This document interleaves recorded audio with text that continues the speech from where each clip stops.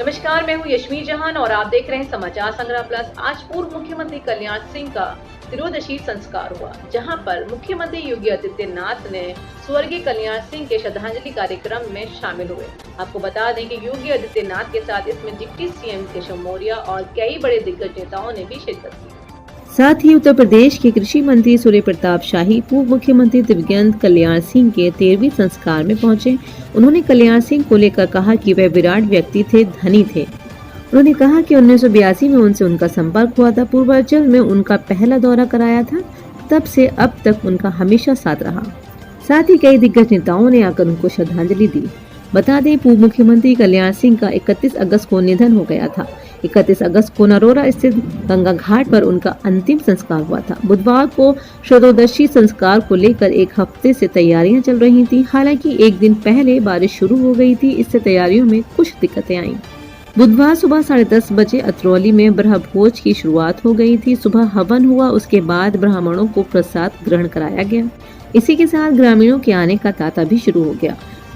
त्रयोदशी संस्कार में करीब 1 लाख लोगों के आने की बात की जा रही है, इसलिए सुबह जल्दी ही कार्यक्रम की शुरुआत हो गई थी। करीब 1600 हलवाई भोजन बनाने में लगे हुए थे। कल्याण सिंह को श्रद्धांजलि देने पहुंचे राजस्थान के राज्यपाल कलराज मिश्र, उत्तराखंड की राज्यपाल श्रीमती बेबी रानी मौर्य, सांसद साक्षी महाराज, प्रदेश संगठन महामंत्री सुनील बंसल ने श्रद्धांजलि दी। बाकी कई दिग्गज नेता और काफी सांसद भी मौजूद रहे। इसमें अमेठी की विधायक अदिति सिंह, विधायक व वरिष्ठ नेता कुसुम राय ने श्रद्धा सुमन अर्पित किए। सीएम योगी ने कल्याण सिंह की पत्नी रामवती के पैर छूकर आशीर्वाद लिया। मुख्यमंत्री योगी आदित्यनाथ ने कहा कि अतरौली के लोगों का बाबूजी के प्रति काफी लगाव है। अंतिम संस्कार के साथ भी अब भी लोग कई किलोमीटर से दूर से आ रहे हैं। उन्होंने कहा कि इस विधानसभा क्षेत्र में बाबूजी ने काफी कार्य किए। उन्होंने लोगों से अपील की कि विरासत को राजवीर भैया और संदीप सिंह को दें। सरकार व संगठन उनके साथ खड़ा है। इस दौरान उन्होंने लखनऊ के कैंसर मेडिकल कॉलेज का नाम भी कल्याण सिंह के नाम पर करने की घोषणा की। शुरुआत जब हुई तो उसके प्रतीक के रूप में माननीय कल्याण सिंह जी का नाम गुजरा और मैं कह सकता हूँ कि लगातार शोषित, वंचित, पिछड़ा, अंतिम छोर पर खड़े व्यक्ति के लिए संघर्ष करने का काम बाबू कल्याण सिंह जी ने किया और राष्ट्रवाद के पुरोधा, राष्ट्रीय संस्कृति के प्रतीक और श्री राम जन्मभूमि आंदोलन और उसके बाद भव्य दिव्य राम मंदिर का निर्माण अयोध्या में हो, इसके लिए जहाँ तक भी जाना था तो तमाम त्याग करने का काम आदरणीय बाबू कल्याण सिंह जी ने किया। उनका जाना भारतीय राजनीति में बहुत बड़ी रिश्ता है, लेकिन वो हम सब करोड़ों कार्यकर्ताओं के प्रेरणा स्रोत है। और आपने देखा होगा कि देश के माननीय प्रधानमंत्री जी, माननीय गृह मंत्री जी, माननीय राष्ट्रीय अध्यक्ष जी और उत्तर प्रदेश के माननीय मुख्यमंत्री योगी आदित्यनाथ जी ने जिस तरह उनकी अंतिम यात्रा में यहाँ भी पूरा दिन और एक दिन पहले आकर के स्टेडियम में 6 घंटे माननीय मुख्यमंत्री जी सामने बैठे रहे, ये उनके प्रति एक पुत्रवत स्नेह है और मैं कह सकता हूँ उनके आदर्शों के प्रति एक समर्पण है। उनके आदर्शों को अपने जीवन में उतारने का दृढ़ संकल्प है और निश्चित रूप से भारतीय जनता पार्टी का ही कार्यकर्ता नहीं बल्कि देश भर में राजनीति में लोग दुखी हैं। आज हम सबको उनके 13वीं के अवसर पर श्रद्धांजलि अर्पित। माननीय मंत्री जी, लाखों लोगों का सवाल ये है कि जब बाबूजी को मंदिर निर्माण का जनक कहा जाता है, तो ऐसे में जब शिलान्यास हुआ था उस समय माननीय मोदी जी और योगी जी को बाबूजी की याद करूँ। इस समय कोरोना चरम पर था और अग्रणी भूमिका में आदरणीय बाबूजी थे, लेकिन स्वयं उन्होंने स्वास्थ्य कारणों के चलते और मैं कह सकता हूँ कि इस समय चूँकि कोरोना चरम पर था तो लगातार इस बात की, चूँकि उनके स्वास्थ्य की, उनकी सेहत की चिंता करना हम सब लोगों की नैतिक जिम्मेदारी थी और मैं कह सकता हूँ कि आदरणीय बाबूजी हम सबके प्रेरणा स्रोत। जनपद अलीगढ़ के अतरौली विधानसभा क्षेत्र के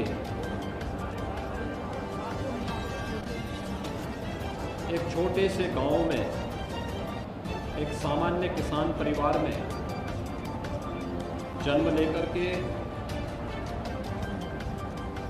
अपने लिए नहीं बल्कि देश के लिए और समाज के लिए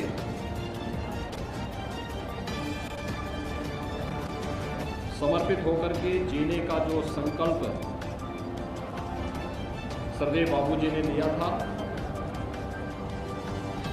उसे जीवन पर्यंत उन्होंने निभाया।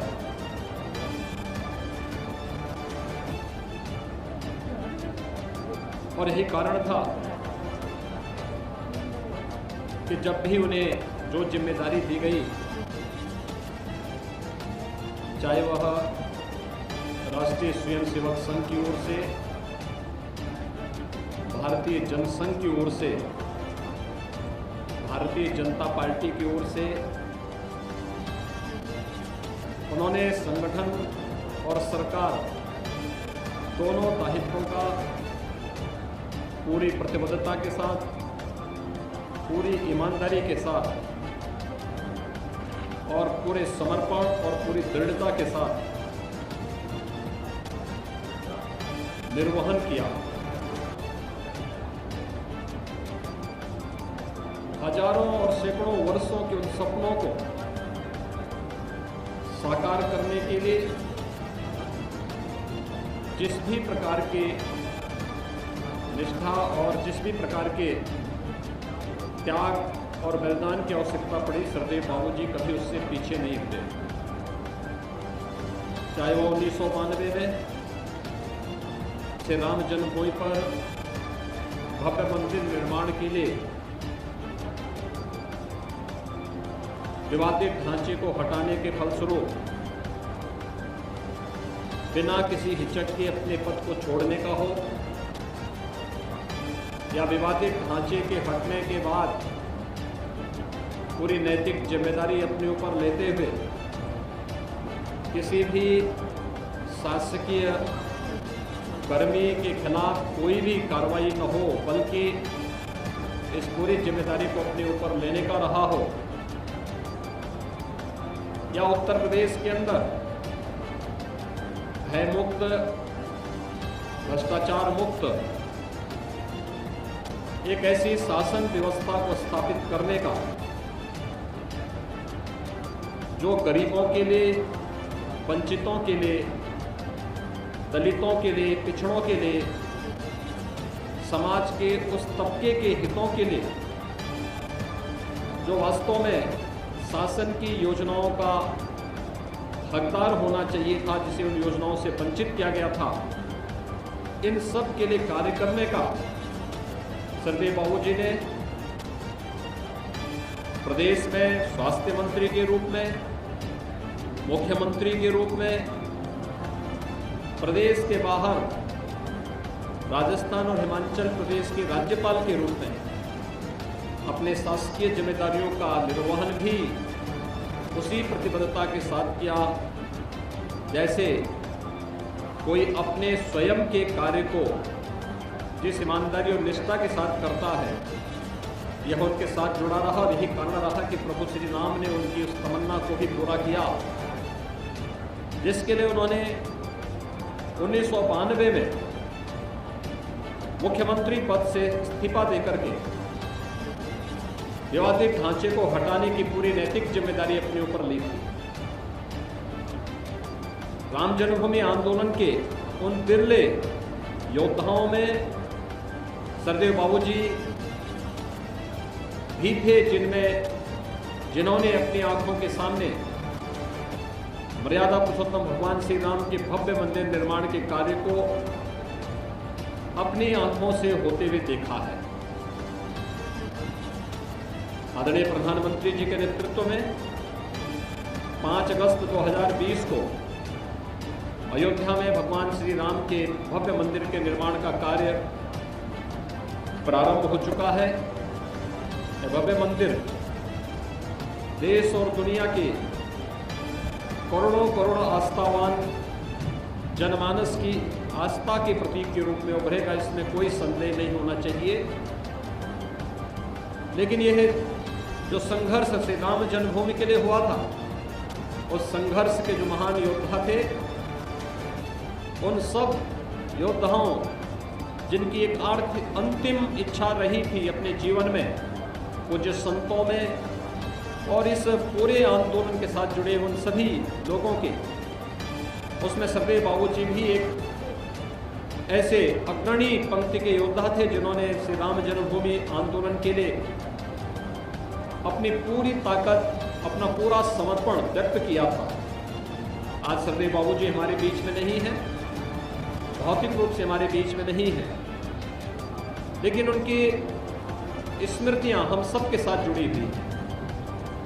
उनका कृतित्व सार्वजनिक जीवन में, उनकी सादगी, उनका समर्पण, शासकीय रूप से जिस दृढ़ता और जिस दृढ़ निश्चय के साथ उन्होंने प्रदेश में शासकीय उत्तरदायित्वों का निर्वहन किया, प्रदेश के कानून व्यवस्था के माध्यम से भयमुक्त वातावरण देने का हो या समाज के अंतिम पायदान पर बैठे हुए प्रत्येक व्यक्ति तक शासन की योजनाओं को ईमानदारी से पास पहुंचाने का, ये सभी कार्य उन्होंने पूरी ईमानदारी के साथ प्रदेश के अंदर व्यक्त किए थे।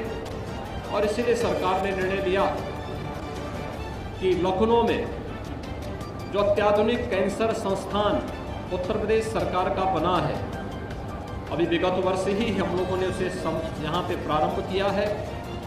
ये प्रदेश का अत्याधुनिक कैंसर संस्थान है। जैसे हम टाटा ट्रस्ट कैंसर हॉस्पिटल के साथ मिलकर के आगे बढ़ाने की कार्रवाई को आगे बढ़ा चुके हैं। इस कैंसर संस्थान का नाम हम स्वर्गीय बाबूजी के नाम पर स्वर्गीय कल्याण सिंह कैंसर संस्थान के रूप में रखने की निश्चय सरकार ने लिया है और अगले कुछ माह के अंदर सरदेव बाबूजी की भव्य प्रतिमा भी उस परिसर में स्थापित करने की कार्रवाई संपन्न की जाएगी। इसके साथ ही प्रदेश सरकार ने भारत सरकार के सहयोग से बुलंदशहर में एक नए मेडिकल कॉलेज की स्थापना की कार्रवाई को आगे बढ़ाया है। यह नया मेडिकल कॉलेज जो अत्याधुनिक सुविधाओं से युक्त होगा, यह भी सरदेव बाबूजी के नाम पर स्वर्गीय कल्याण सिंह राजकीय मेडिकल कॉलेज के नाम पर जाना जाएगा। अतरौली विधानसभा क्षेत्र सरदेव बाबूजी की साथ 1962 से जुड़ा रहा है। यहाँ के लोगों के मन में अपार श्रद्धा का भाव सरदेव बाबूजी के प्रति है।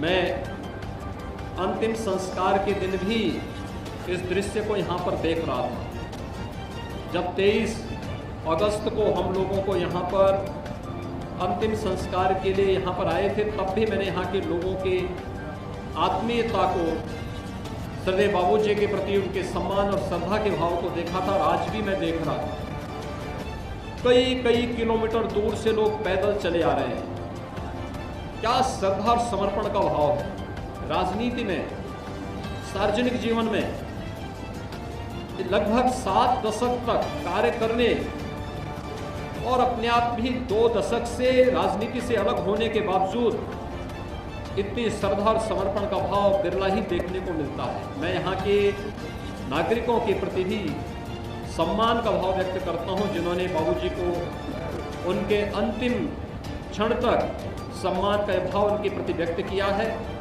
मैं इस विधानसभा क्षेत्र में भी बाबूजी के नाम पर तमाम संस्थाओं को उन्होंने अपने समय में यहाँ पर स्थापित किया था। उन सभी संस्थाओं को आगे बढ़ाने, संस्थाओं के नामकरण को आगे बढ़ाने की कार्रवाई शासन स्तर पर प्रारंभ होगी। आज के इस अवसर पर मैं यहाँ के सभी नागरिकों से ही अपील करूँगा कि बाबूजी की इस विरासत को लोकप्रिय सांसद श्री राजवीर सिंह राजू भैया और यहाँ के लोकप्रिय विधायक और उत्तर प्रदेश सरकार में मेरे सहयोगी मंत्री श्री संदीप सिंह जी आगे बढ़ा रहे हैं। वे उनको संबल दें, उनके साथ मिलकर के काम करें। प्रदेश सरकार और भारतीय जनता पार्टी का पूरा संगठन सदैव उनके साथ में खड़ा है। आज के इस अवसर पर मैं प्रदेश सरकार की ओर से सरदेव बाबूजी के प्रति विनम्र श्रद्धांजलि अर्पित करते हुए प्रभु श्री राम से प्रार्थना करता हूँ कि वह सदैव बाबूजी को अपने श्री चरणों में स्थान दें और उन्हें सद्गति प्रदान करते हुए उनके परिवार के सदस्यों को इतनी ताकत दें, इतनी शक्ति दें, इतना संबल दें कि वे सरकार और संगठन के साथ मिलकर के सरदेव बाबूजी के सपनों को साकार करने में अपना योगदान दे सकें। धन्यवाद। देश विदेश की अपडेट्स के लिए हमारे चैनल को सब्सक्राइब करना ना भूलें।